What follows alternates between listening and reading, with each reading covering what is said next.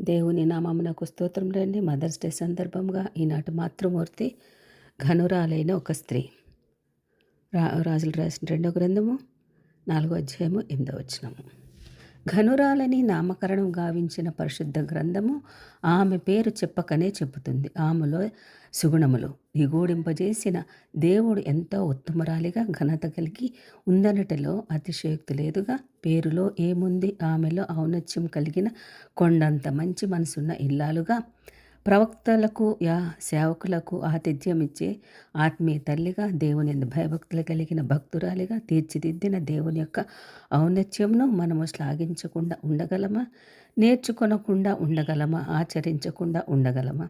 దేవుని పట్ల భక్తి, సేవకుల పట్ల బాధ్యత, భర్త పట్ల గౌరవం కలిగిన స్త్రీకి ఘనురాలైన స్త్రీ అని పేరు వ్రాసిరి కదా. ఆమెకు గౌరవప్రదముగా నెనరుగల స్త్రీ భక్తికి తర్కణం. మహామేధావి, జ్ఞానులకి జ్ఞానం కలిగినవాడు, అందున కవిత్వంలో వ్రాయటంలో దిట్ట అయినవాడు, దేవుని యొద్ద నుండి జ్ఞానము వివేచనలు ఆశీర్వదములుగా పొందిన రాజైన సొలొమోను సామెతల గ్రంథమందు మహిళలకు ఎన్నో హెచ్చరికలు, పొగడ్తలు, గౌరవప్రద పదజాలముతో వారిని వన్నెకెక్కించిన ఘనతను ఆపాదించడంలో సాటి పోటీ లేని రాజైన సొలొమోను అనడంలో అతిశయోక్తి లేదుగా. నెనరుగల స్త్రీ ఘనత నందును. సామెతల గ్రంథము 11 అధ్యాయం 16. నెనరు అనగా ప్రేమ, ఆప్యాయత, దేవుని పట్ల భక్తి, సేవకుల పట్ల ప్రవక్తల పట్ల గౌరవము, ఇంటిని గూర్చి ఆసక్తి, భక్షించుట, ఇంటిని చక్కపరచుట, ఇంటి వారి ఎడల బాధ్యతతో కూడిన పనుల సిద్ధపరచుట ఇత్యాది పనులు బాధ్యత వల్ల ఆమెకు గల ఆ నెనరు వలననే ఆమె ఘనురాలని సార్థక నామధేయురాలైనది. ఇదియుగాక రెండంతల ఆత్మగల ఎలీషా ప్రవక్త ఆమెను షునేమీరాలు అని పలికాడు. షునేమి అనగా 2 విశ్రాంతి స్థలములు.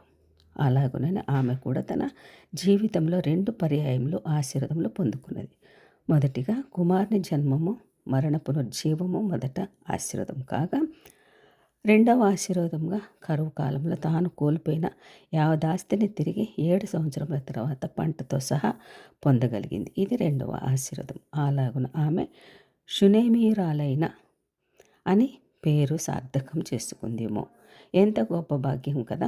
భర్త పట్ల గౌరవము, ప్రేమ, దేవుని వ్యాపార భయభక్తులతో కూడిన ప్రార్థన జీవితం కలిగిన జీవిస్తూ, గర్భఫలం లేకున్న ప్రేమ, వాత్సల్యత, అనురాగం మిళితమైన ఆమె ఆప్యాయతలు ప్రభు సేవకులు, విశ్వాసులు, ప్రవక్తలనే తన బిడ్డలుగా, తన కుమారులుగా మదినించి తన గర్భమును పుట్టిన బిడ్డలకు ఎట్టి సౌకర్యములు సమకూర్చగలదు. అంతే మిన్నగా ప్రభు బిడ్డలకు అన్ని అమర్చగల మనసున్న ఆత్మీయ ప్రేమ తల్లిగా ధైర్యముగా భర్తను సమీపించి అతని అనుమతితో దైవజనునికి మేడ మీద చిన్న గది వసతి కల్పించి మంచము, బల్ల, పీట, దీపస్తంభము సిద్ధపరిచింది. ఆమె భక్తి భావనలకు ప్రవక్తని ఎలీషా ఆమె సేవాశక్తికి ముగ్ధుడై ఆమెకు మేలు చేయదలిచి ఆ ఇంట కొరత గ్రహించి దేవునికి ప్రార్థించి ప్రభు ఆజ్ఞ మేర మరుసటి ఏట ఈ ఋతువున నీ ఒడిలో కుమారుడునని ఆశీర్వదించగా, ప్రవక్త వాకు ఫలముగా గర్భఫలము పొందిన ఆమె మాతృమూర్తిగా అచంచల ఆనందాలు పెళ్ళుబుకినవి. ఆమె ఇంట ఆమె కుమార్ని వయస్సునందు, జ్ఞానం నందు, దేవుని దయనందు వర్ధిల్ల చేయిస్తూ ఆధ్యాత్మికమైన అడుగులు వేస్తూ దేవుని వైపు ఉరుకులు పరుగులో భక్తి ఉగ్గుపాలతో రంగరించి పోసింది ఆ తల్లి. ఈ ఆనందాల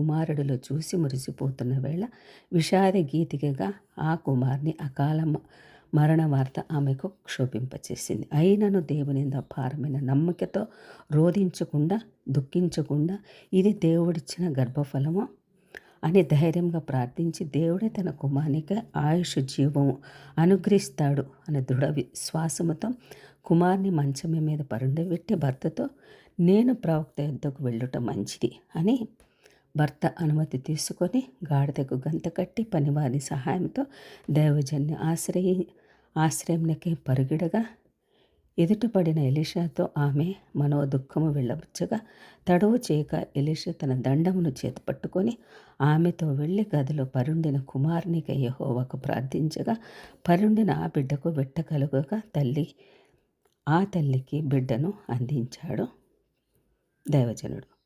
ఆ షునేమి స్త్రీ తనలోనున్న నెనరు ఆదరణ ఆప్యాయతలతో తన గృహమును ప్రభువులో నిర్మించుకుంది. దైవ సేవకులకు తన గృహము ద్వారానే కాక హృదయాన్ని తెరిచింది. అట్టి సుగుణములతో దైవజనులను ప్రేమించి ఆదరించి ఆశ్రయం కల్పించి తాను వారిని ఆశ్రయించి బిడ్డకు 2 జన్మములు ఇచ్చిన తల్లి ఎంతైనా శ్లాఘనీయం కదా. ప్రార్థనతో కుమారుడిని దేవుని ఆశీర్వాదం పొందుకుంది. నాటి ప్రార్థన పోరాటం కలిగిన ఆ మాతృమూర్తి నేటి తరానికి ఆదర్శవంతమైన ప్రార్థనకు మార్గదర్శకురాలైంది. సాటి లేరు ఇలలో ఆమె జీవిత సత్యాలకు ఇలలో పాటిద్దాము, చాటిద్దాము ఈ సద్బోధను. ఓ మాతృమూర్తులారా, మీ భాగ్యం ఎంత గొప్పది. ఆమెన్.